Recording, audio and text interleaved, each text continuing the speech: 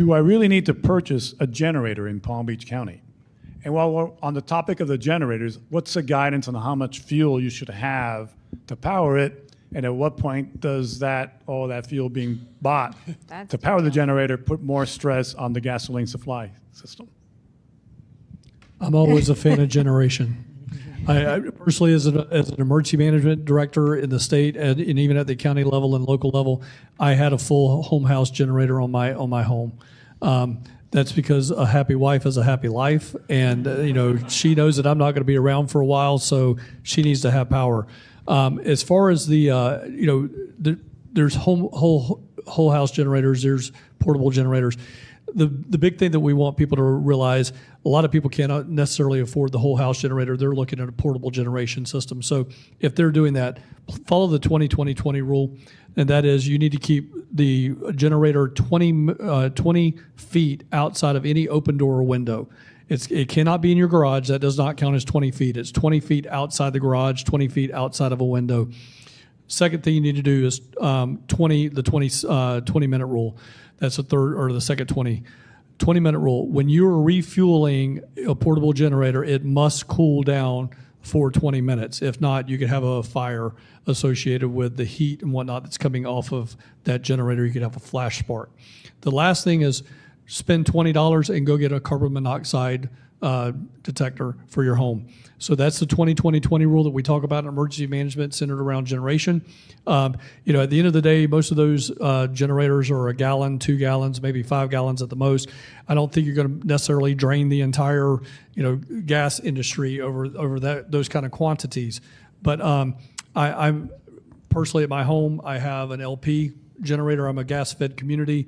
It plugs right into that, and that's how I get the fuel for my generator. I think one of the important things is to test that generator long before the storm is at our doorstep to make sure, I think it was mentioned earlier, make sure your batteries are not corroded from last year's storm kit. Also make sure that your generators are in working order and that you've tested those long before you're ready to use them. I'll tell you a system that I used that before Hurricane Andrew. I used this in Hurricane Andrew the one time when I renovated my house. It had central air in it, obviously, but I didn't. At that time, it was a really big deal to have a whole house generator. It's still kind of a big deal, but it was almost unheard of back then. So what I did is I put a window air conditioner. I built it into the wall of the bedroom behind some curtains, so you never, ever saw it. And I had the electrician run the cord out to the backyard. And so after Hurricane Andrew, when I came home, I got the generator out of the garage, I put it in the backyard, I started it up, and I had air conditioning for the evening in the bedroom and closed the door to make the bedroom comfortable, and I ran some lights and kind of lived in the bedroom, and then stopped the generator, turned off the air conditioning, and slept through the night. And then I started up again in the morning, and then I went to work. So the idea wasn't to try and live there with it, but it was a way to actually have air conditioning. I bought it as the 5,000 BTU air conditioner that would run on a relatively small generator, which was the common thing to do, many years ago. So some version of that could work even better now, because now we have so many things that don't use much electricity. The air conditioners are more efficient, the little refrigerators are more efficient, the lights are extremely efficient. You can run lights all the time. And if you want to save an average of $210 on a generator, right now they're tax-free up to $300 or up to $3,000. Exactly. So generators up to $3,000 you can get tax-free right now. Yeah. All right. Well, speaking of lighting, and this is some pushback here. I like my candles. What happens? All right. I like candles too, not during a hurricane though. Not during a hurricane. I think next time, Rick, we should have Bed Bath & Beyond be one of our sponsors. But in all seriousness, what happens if your house batteries get wet? How do I get light? And maybe we should talk about fire safety here as well. Well, let me tell you a Hurricane Andrew story.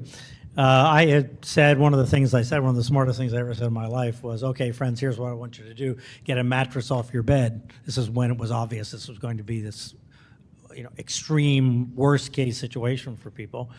And a family got a mattress off the bed and they leaned it up against the dresser that had a candle on the dresser, and that set the mattress on fire, and they had to evacuate the house to the neighbor because they had a fire in the house. So even people that are careful, and they had done what I had told them to do. Back then we used candles because you couldn't, like I said, you couldn't use a flashlight for that long. I said, get a dinner plate and put the candle in the middle of a dinner plate. So it's not going to fall over, and like put wax down and so that it's in the middle of a dinner plate. So it's not going to fall over on something.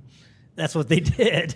And then they had this happen. So unintentional things can happen with candles. And these days with LED lights, we just don't need candles. Yeah, Ziploc bags, garbage bags, those are things that you can use on a day-to-day basis to keep things dry.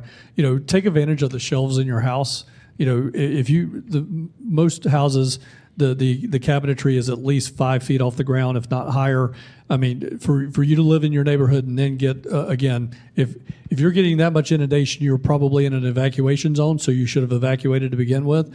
But again, put them up high, get them on a top shelf of a cabinet, put them in Ziploc bags if you're worried about stuff getting wet. Let me say something about Ziploc bags, and because Ziploc bags are great, and plastic bags plastic sheets, and duct tape are some of the most important hurricanes. Well, you can do an amazing amount of stuff with those things. But for your refrigerator, if a hurricane is coming, when a hurricane watch goes up, take Ziploc bags, fill them up 3/4, and put them in the freezer, and just cram the freezer every single place you can do with that Ziploc bag so that they turn to ice before the power might go out. You don't turn your refrigerator all the way down. My refrigerator guy says, please tell people not to do that. I have to replace so many compressors because people did that. In fact, what you really want to do is, if the power is starting to act weird, is kill the main so that you don't damage your electronics. But if you cram that, if you really have that frozen in there, that will keep your refrigerator colder longer, significantly longer, and once it melts, you'll have water to drink. Right? So it's I try and remind people to do this every time we get to within 48 to 72 hours, because it takes a while for all those plastic bags to freeze in the freezer, but it really does work.